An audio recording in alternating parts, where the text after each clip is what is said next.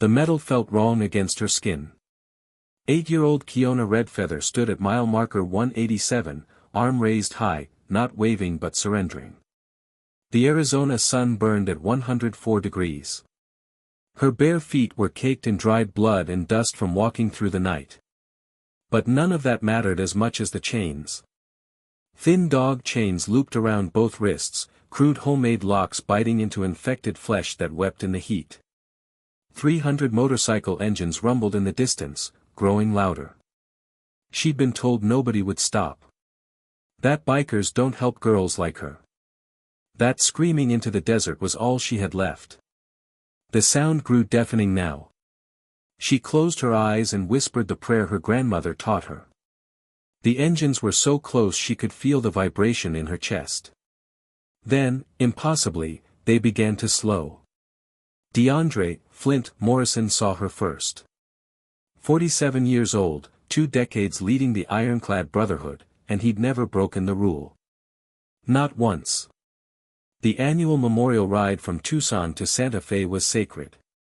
No stops except fuel. They rode for fallen brothers, for veterans who never made it home, for the ones the world forgot. The dead deserved that much.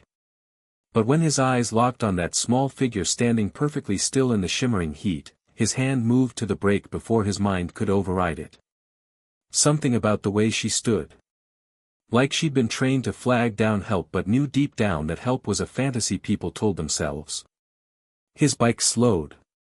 Behind him, 300 motorcycles rumbled to a confused halt. The sound of that many engines idling created a physical pressure in the air. Marcus "Spike" Washington pulled up beside him, his face already twisted with frustration. Former Marine, the club's vice president, a man who lived and died by the code. "We don't stop, Flint. You know the rules." Flint didn't answer. He was already off his bike, boots hitting the cracked asphalt. Each step toward her revealed new details that made his stomach turn. The purple dress 2 sizes too big. The way she held herself rigid, like moving wrong might shatter something. Then he saw her wrists up close and the world tilted. The chains weren't metaphorical. They were real, rusted, the kind you'd use to tie up a dog you didn't care about. The metal had worn grooves into her brown skin. Infection colored the wounds yellow and red. She'd been wearing these for weeks. "Please don't leave me here," she said. Her voice came out hoarse, shredded. Like she'd spent days screaming. "They said if I ran, nobody would stop. They said bikers don't help people like me." Flint knelt down slowly, his weathered face level with hers. Road dust covered his dark skin, gray threaded through his beard, but his eyes were gentle. "Who told you that, sweetheart?" "The people at the house." She glanced over her shoulder toward the empty desert expanse. "The ones who bring the other girls." Spike crouched beside him now, and Flint watched the Marine's expression shift. He'd seen that look before. When warriors realized they'd found an enemy worth fighting. "What's your name?" Flint asked. "Kiona. Kiona Redfeather." Behind them, 300 bikers sat watching. Men and women, veterans and teachers, ex-cons and parents. All bound by the code that said this ride was sacred, that stopping dishonored the dead. But sacred meant different things when you were staring at chains on a child's wrists.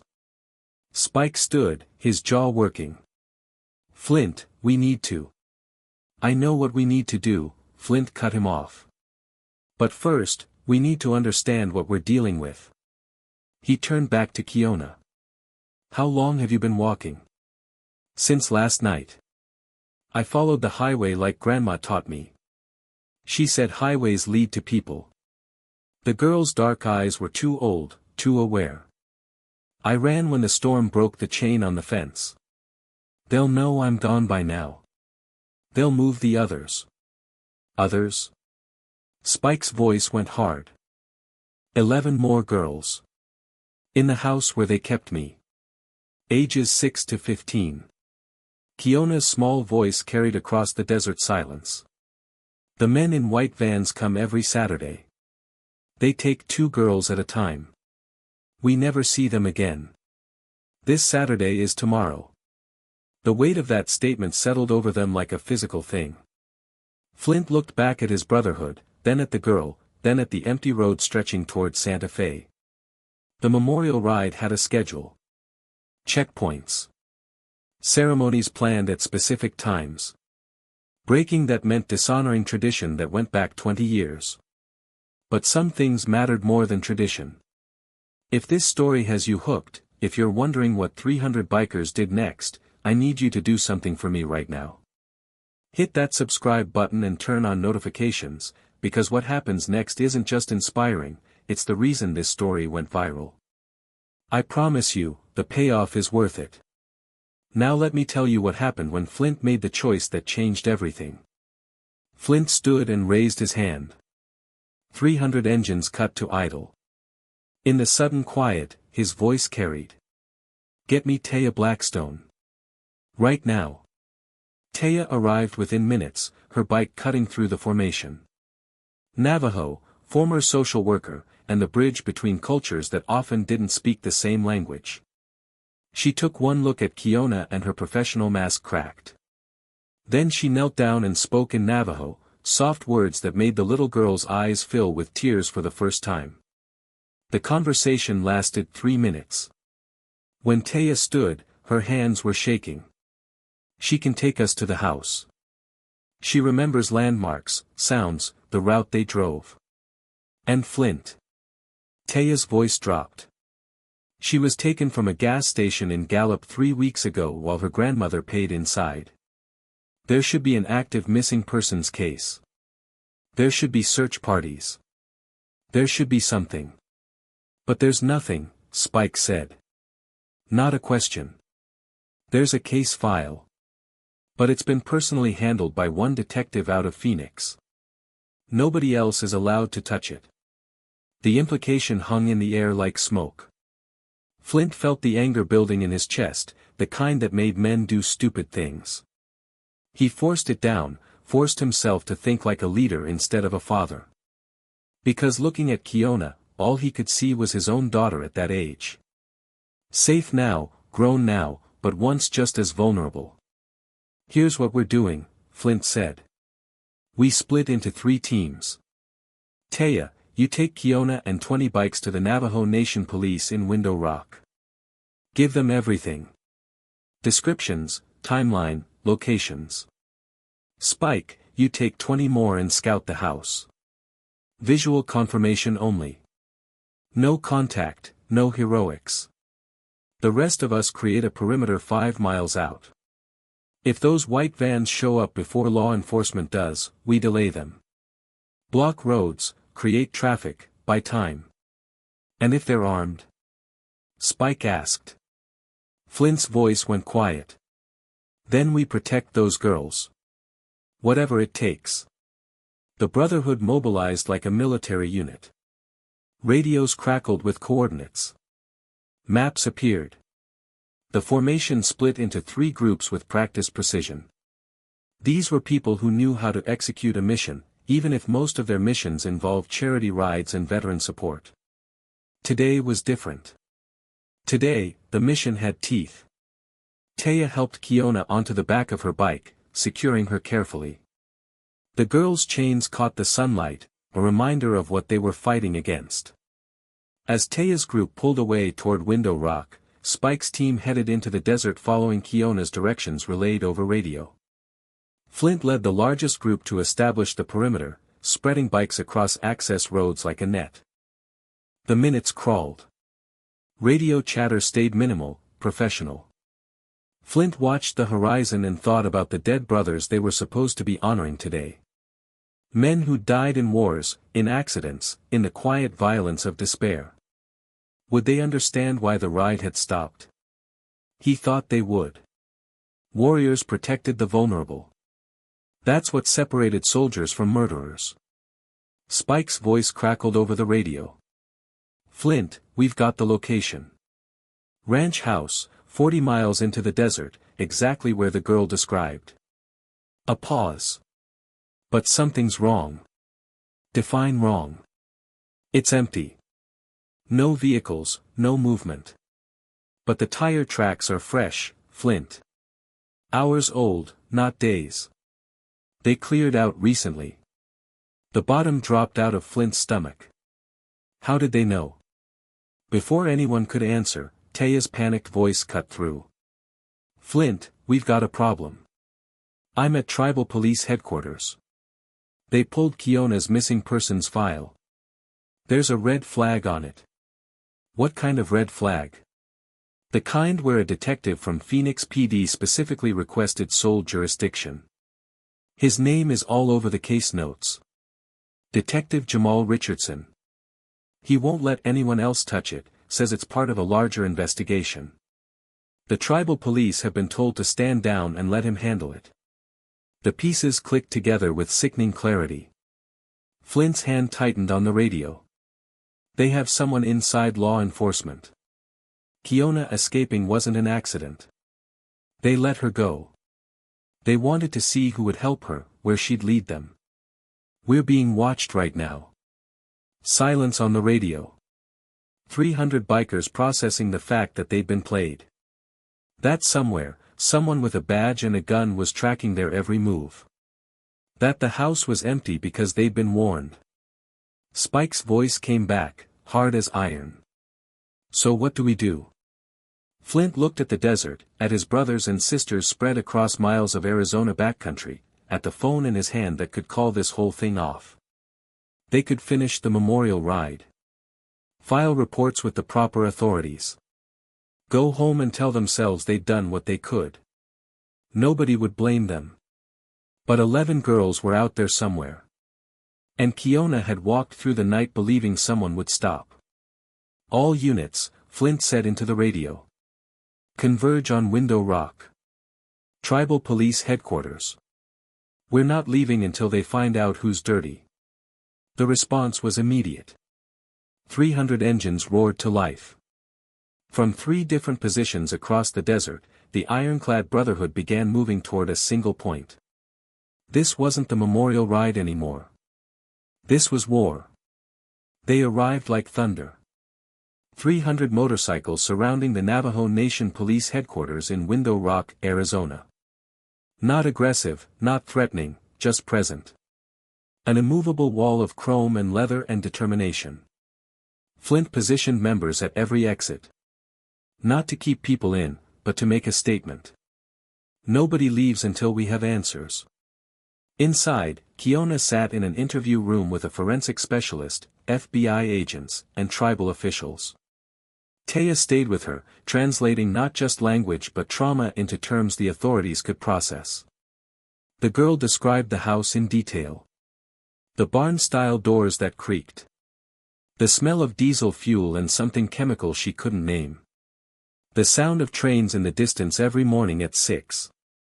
The rotation of guards, 3 men who worked in shifts. And then she said the thing that made the room go silent.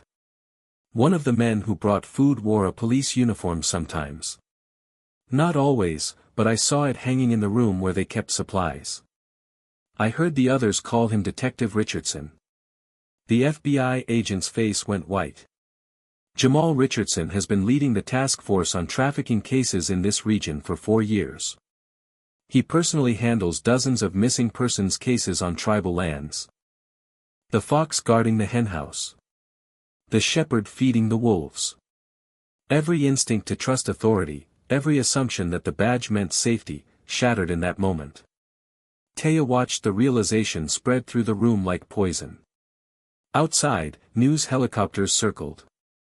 Local media had arrived, cameras capturing 300 bikers in what looked like a standoff with police.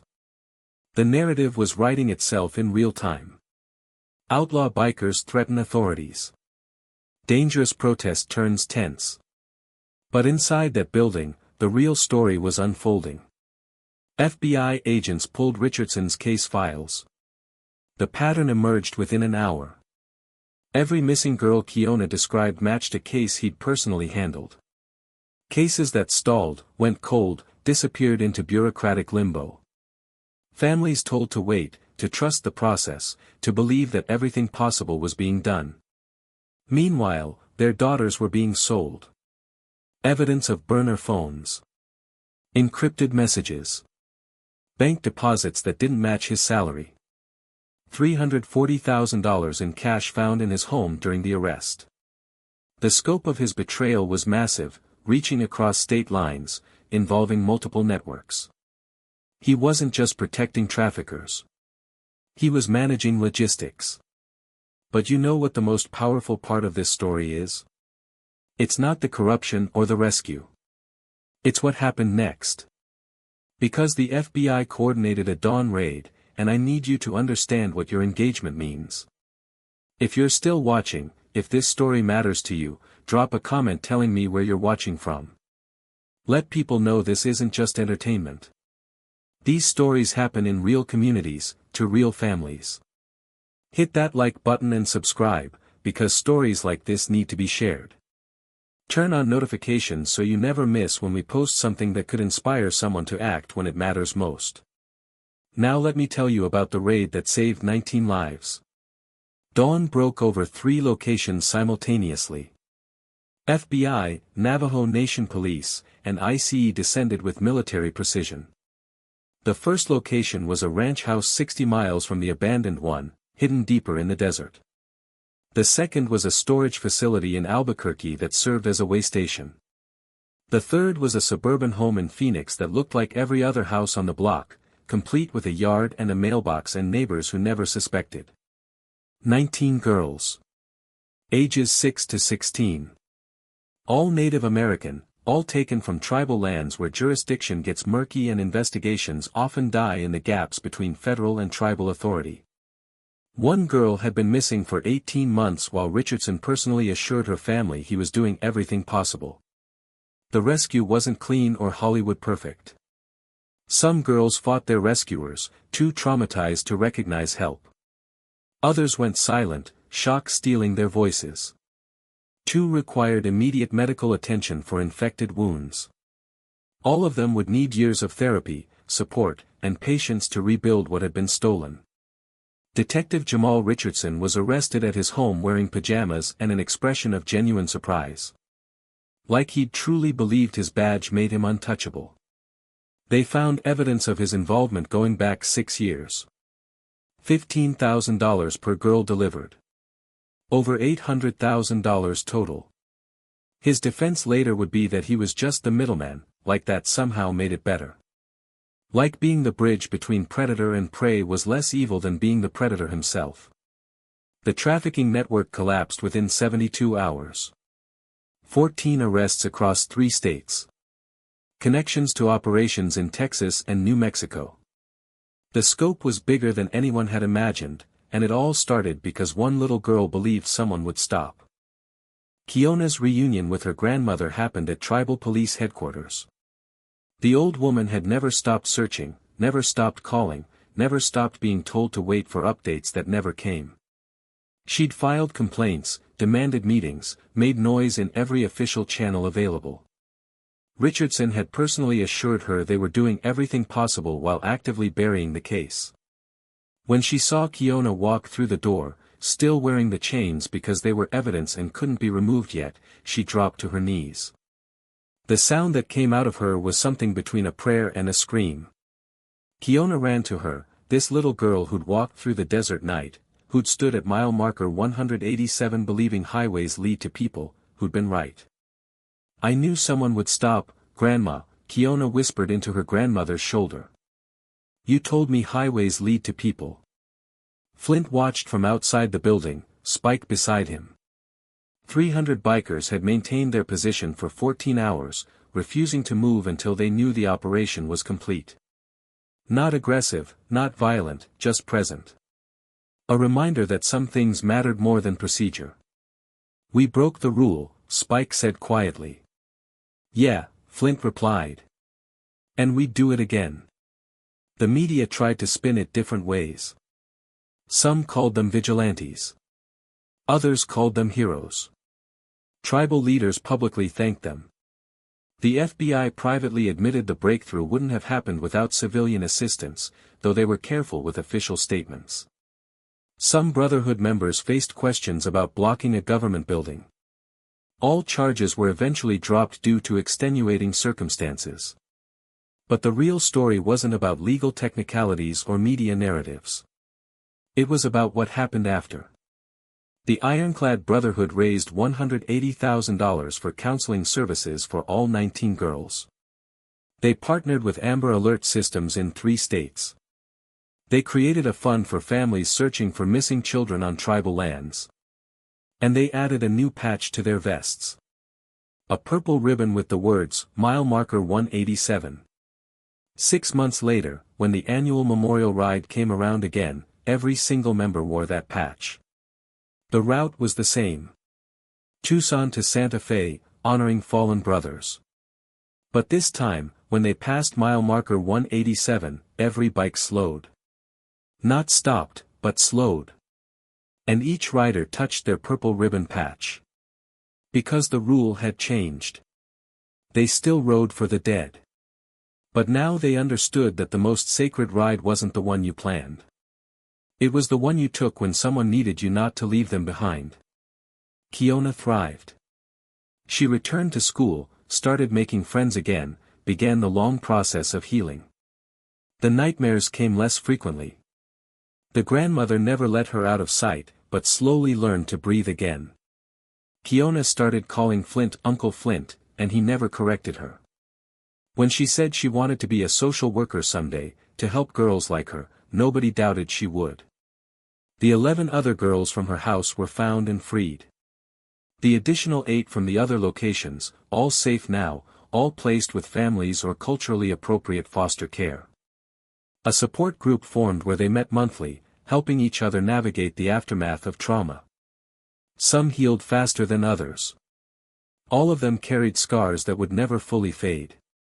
Detective Jamal Richardson was sentenced to life in prison without possibility of parole. Even in prison, child traffickers aren't safe. He was placed in protective custody, which meant 23 hours a day in a cell barely bigger than the ones he profited from. Civil suits from the families totaled $47 million. His name became synonymous with institutional betrayal, a reminder that evil doesn't always look like we expect. Phoenix PD launched an internal investigation that led to 4 more officers being placed on leave. Policy changes followed. Tribal cases would no longer be handled by single detectives. Federal oversight would be mandatory for all missing persons cases on tribal lands. The system wasn't fixed, but it was better than it had been. 1 year after the rescue, a small memorial appeared at mile marker 187. Nobody knew who put it there. A purple ribbon tied to the mile marker post. A small plaque that read, "Where 300 strangers became heroes, and one little girl reminded us what matters most." The Ironclad Brotherhood's membership applications increased 400%. People wanted to be part of something that mattered, something bigger than themselves. Not everyone was accepted. The vetting process was intense. But those who made it understood they weren't joining a motorcycle club. They were joining a family that stopped when someone needed help.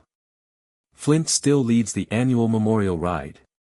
Spike still rides beside him, though he's mellowed some, learned that justice and vengeance aren't the same thing. Taya continues bridging cultures and advocating for change. Together, they've created something unexpected. A brotherhood that honors the dead by protecting the living. The story could end there, with neat resolution and lessons learned. But real life doesn't work that way. 3 months ago, during a routine ride through Nevada, the brotherhood encountered another situation. Different circumstances, different victims, same choice. They stopped. They helped. They stayed until it was safe. Because once you change the rule, you can't go back. If this story moved you, if it changed how you think about heroes and outcasts and the people we dismiss based on appearance, I need you to do something important. Subscribe to this channel and turn on notifications, because we share stories like this regularly. Stories that challenge assumptions and inspire action. Like this video to help it reach more people. And here's the most important part, share your thoughts in the comments. Tell us about a time you stopped when you could have kept going. Tell us about the person who stopped for you. Let your story inspire someone else, because that's how change actually happens. One story at a time, one person at a time, one choice at a time. Kiona is 10 years old now. She speaks at events sometimes, age-appropriate venues where her story can make a difference. She inspired proposed legislation called Kiona's Law that addresses jurisdiction gaps in tribal trafficking cases. She's not defined by what happened to her. She's defined by what she did about it. Walking through the desert night. Believing someone would stop. Standing at mile marker 187 with chains on her wrists and hope in her heart. The Ironclad Brotherhood still rides every year. Still honors their fallen brothers. Still maintains most of their traditions. But the rule changed, and that change rippled outward in ways nobody predicted. Other motorcycle clubs adopted similar policies. Community watch programs formed. Awareness spread about trafficking on tribal lands, about jurisdiction gaps, about the ways evil hides in plain sight wearing badges and uniforms and respectability. Flint is 50 now, gray threading through his beard, road miles etched into his face. He's thinking about succession, about who will lead when he steps down. But not yet. Not while there are still rides to take, still people who need someone to stop. When asked if he'd do it again, if he'd break the sacred tradition knowing what he knows now, his answer never changes. Every single time. Because some rides are for the dead. But the best rides, the ones that matter most, those are for the living. Last week, someone left fresh flowers at mile marker 187. Purple flowers, Kiona's favorite color. The memorial has become a landmark, a reminder that one choice can change everything. Travelers stop there sometimes, read the plaque, wonder about the story. Some of them learn about it and change how they move through the world. They pay more attention. They stop when something feels wrong. They choose to see instead of looking away. That's the real legacy.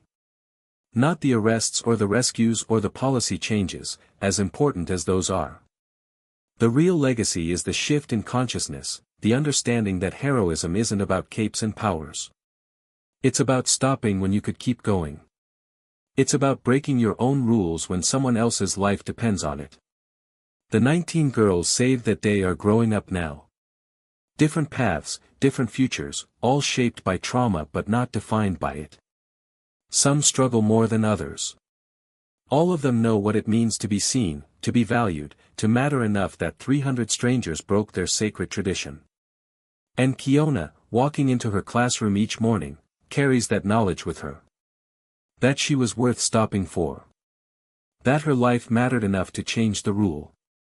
That highways do lead to people, and sometimes those people show up wearing leather and riding motorcycles and carrying hearts big enough to hold your pain. The story doesn't have a perfect ending because real stories never do. But it has a true ending. One where a little girl believed in help and help arrived. Where broken people created something beautiful. Where tradition bowed to humanity. Where the outcasts became heroes and the hero wore a badge and committed evil and justice eventually won.